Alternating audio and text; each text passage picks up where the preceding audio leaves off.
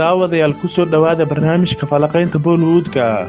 Barnaamijka falaqaynta Bollywoodka waxaa ku soo qaadanaynaa aktarka Salman Khan ayaa ah mid dadku ku xantaan inuu yahay mid ku fiican filimada, laakiin aanu ku fiicnayn jaceylka iyo nolosha qoysnimo.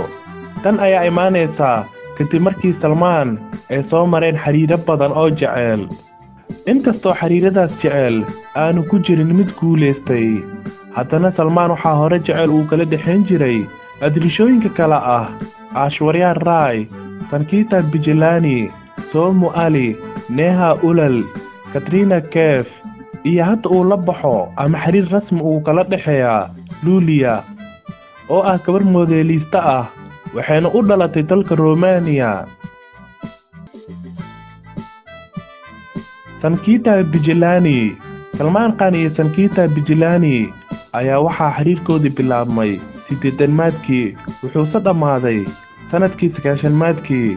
Sankita Bijilani sanadkii 1996 ilaa sanadkii 2010 waxay isqabeen ee wada noolaayeen Mohamed Asruddin oo ah ciyaaryahan dheela ciyaarta kriketka, waxayna isku dhaleen 2 wiil ah. Somu Ali, xiriirka Salman iyo Somu Ali ayaa asagana bilaabmay 1993 waxayse kala dhaqaajiyeen markii jilaagan uu deen waayay cabitaanka faraha badan ee qamriga.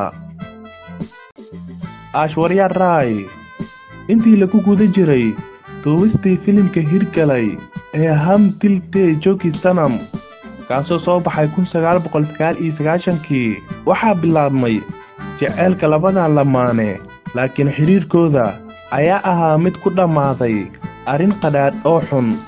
Aishwarya Rai waxay isguursadeen wiilka Cali Dheere Abhishek Bachchan bishii Abriil sanadkii 2007, waxaana u joogta gabar lagu magacaabo Aridhya.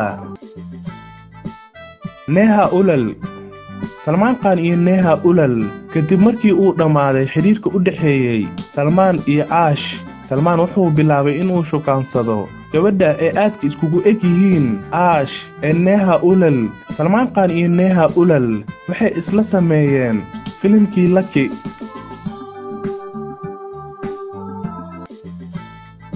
Katrina Kaif waxay kulmeen markii la duubayay filimkii Main Pyar Kyun Kiya.